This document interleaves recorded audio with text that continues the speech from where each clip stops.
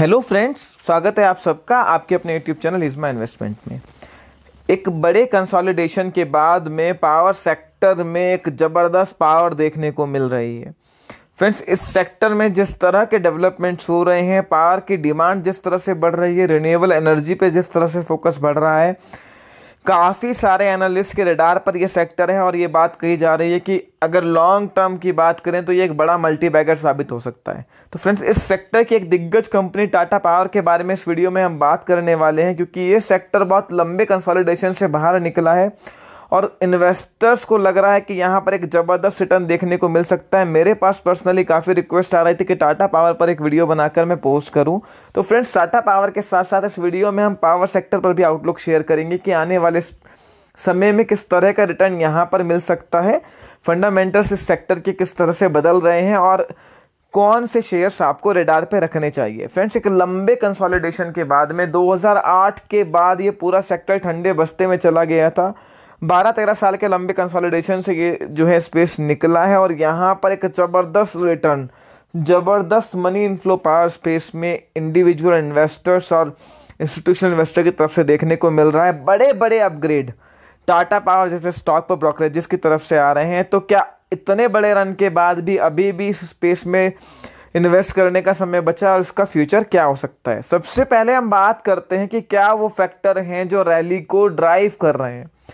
एक बहुत बड़ा फैक्टर जिसको मैं टेक्निकल रीजन कहूँगा वो ये भी है कि मार्केट ने पिछले 1.5 साल में ज़बरदस्त रनअप दिया है और लगभग सारे स्पेस और सारे शेयर्स ऑल टाइम हाई के आसपास ट्रेड कर रहे हैं। ऐसे में ये सेक्टर कहीं ना कहीं लेफ्ट आउट वाली फीलिंग थी और एक सेक्टर जो है रोटेशन का बेनिफिट इसको मिला है और यहाँ पर एक ज़बरदस्त रनअप देखने को मिला है। दूसरी बात, कोविड के बाद में जो मैन्युफैक्चरिंग एक्टिविटीज़ हैं इंडिया में वो पिकअप कर रही हैं। काफ़ी सारे बड़े मैन्युफैक्चरर्स और इंडस्ट्रीज यहाँ प्लांट लगा रहे हैं। चाइना से मैन्युफैक्चरिंग हब जो है इंडिया की तरफ अब रुझान बन रहा है और ये माना जा रहा है कि एक बड़ा मैन्युफैक्चरिंग हब इंडिया बन सकता है, जिसकी वजह से पावर की डिमांड बढ़ी है और पावर सेक्टर का आउटलुक चेंज हुआ है। इसके अलावा जो इस सेक्टर में जो डेवलपमेंट्स हो रहे हैं रिन्यूएबल एनर्जी को लेके, जो कि फ्यूचर कहा जा रहा है, और वहाँ पर जो है बड़े बड़े प्लेयर्स आ रहे हैं, अडानी, रिलायंस जैसे लोग इन्वेस्ट कर रहे हैं और टाटा पावर भी अपने रिन्यूएबल एनर्जी का जो पोर्टफोलियो है उसको लगातार फोकस कर रहा है। इवन कंपनी जो है ग्रीन एनर्जी के अलावा इलेक्ट्रिक व्हीकल के जो चार्जिंग स्टेशंस हैं उस पर भी लगातार वर्क कर रही है। कंपनी ने स्टेटमेंट दी है कि 2025 तक 1 लाख चार्जिंग स्टेशंस जो है इंस्टॉल करने का इनका प्लान है और आने वाले टाइम में ज़्यादातर पोर्टफोलियो को रिन्यूएबल एनर्जी में कन्वर्ट करने का भी इनका प्लान है। जिस तरह से एक तो पावर की डिमांड बढ़ रही है, अभी हमने सुना है, काफ़ी न्यूज़ फ्लो आ रहा है कि कोयले जो कि शॉर्टेज की वजह से पावर कट्स देखने को मिल सकते हैं, क्योंकि पावर की डिमांड ऑल टाइम हाई के आसपास है। तो ऐसे में कहीं ना कहीं प्राइसिंग पावर भी पावर जनरेशन कंपनीज के पास है और एक टैरिफ हाइक भी हो सकता है जिससे इनके मार्जिन्स भी सुधरेंगे। पर्टिकुलरली मैं टाटा पावर की बात करूं तो इस कंपनी ने अपनी जो है डेट को भी काफ़ी हद तक रिड्यूस किया है और वहां पर भी कंपनी का लगातार फोकस है। 12,800 मेगावाट की जो है भारी भरकम इनकी कैपेसिटी है और पोर्टफोलियो थर्मल के अलावा जो है हाइड्रो रिन्यूएबल एनर्जी का भी बड़ा पोर्टफोलियो है इनके पास में। लगभग 70% हाइड्रो है और 30% में विंड, सोलर और जो है हाइड्रो पावर के आसपास आते हैं, यानी कि 30% जो है ग्रीन एनर्जी, रिन्यूएबल एनर्जी पर इनका पोर्टफोलियो। और आने वाला टाइम में कंपनी लगातार स्टेटमेंट दे रही है कि ये पूरी तरह से रिन्यूएबल एनर्जी पर फोकस करने वाले हैं।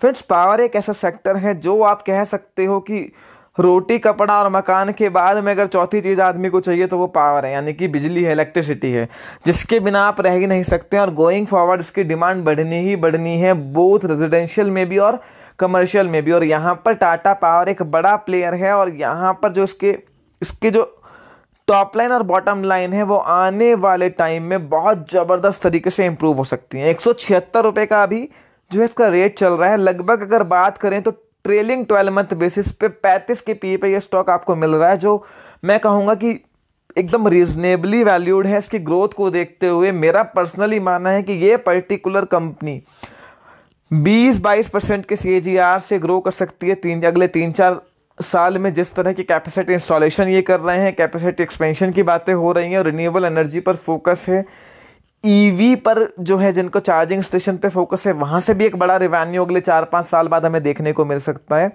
तो ग्रोथ यहाँ पर जो है इंटैक्ट है। इस कंपनी में अगर कोई पैसा लगाता है आज के डेट में, तो आपको एक ही बात जो है ध्यान में रखनी है कि जिस तरह का मूव पिछले 6-7 महीने में देखने को मिला है कि स्टॉक 3 गुना 4 गुना हो गया है, क्विक गेन की एंटिसिपेशन में पैसा मत लगाएं। अभी इसको पोर्टफोलियो स्टॉक की तरह रखें। आपने अगर खरीदा है हाइयर प्राइस पे और करेक्शन पे कल को आपको मिलता है, मार्केट में करेक्शन आती है, तो आप इसको एवरेजिंग करें। इस पर्टिकुलर काउंटर को आप 3 से 5 साल के व्यू से खरीदें, आपको बड़ा जबरदस्त रिटर्न पर्टिकुलर स्पेस में देखने को मिल सकता है। इस पर्टिकुलर स्पेस में पावर ट्रांसमिशन की कंपनी, पावर ग्रिड भी बहुत अच्छे लगते हैं हमें, वहाँ भी फंडामेंटल्स बहुत स्ट्रॉन्ग है, ग्रोथ इंटैक्ट है और बहुत रीजनेबली वैल्यूड है वो काउंटर भी। हालांकि गवर्नमेंट सेक्टर का स्टॉक है, पीएसयू है, तो चलता बहुत स्लो है, पर वो भी कंपनी फंडामेंटली बहुत साउंड है। तो यहाँ पे इस स्पेस पे अगर आप पैसा लगा रहे हैं तो थोड़ा सा लॉन्ग टर्म व्यू रखिए। सेक्टर के जो फंडामेंटल्स हैं वो इंटैक्ट हैं और जो फ्यूचर है वो काफ़ी ब्राइट लगता है, काफ़ी डिमांडिंग सेक्टर है। इतने ज़्यादा मार्केट के चलने के बाद में इस सेक्टर में अभी भी लगता है कि एक विजिबल ग्रोथ भी है और वैल्यूएशंस अभी भी बहुत महंगे नहीं हैं। और टाटा पावर पे तो काफ़ी ब्रोकरेज भी 220-225 का टारगेट दे रहे हैं, पर अगर आपने पैसा लगाना है तो आप लंबे टर्म के लिए एक बड़े टारगेट के लिए पैसा लगाइए। ये स्पेस और सेक्टर आपको काफ़ी बड़ा रिवॉर्ड आने वाले टाइम में दे सकता है। फर्दर आपकी कोई भी क्वेरी हो, feel free to ask me in the comment section. Video पसंद आई है लाइक कीजिए, दोस्तों के साथ शेयर कीजिए। ईज माई इन्वेस्टमेंट को सब्सक्राइब करना ना भूलें। Thank you.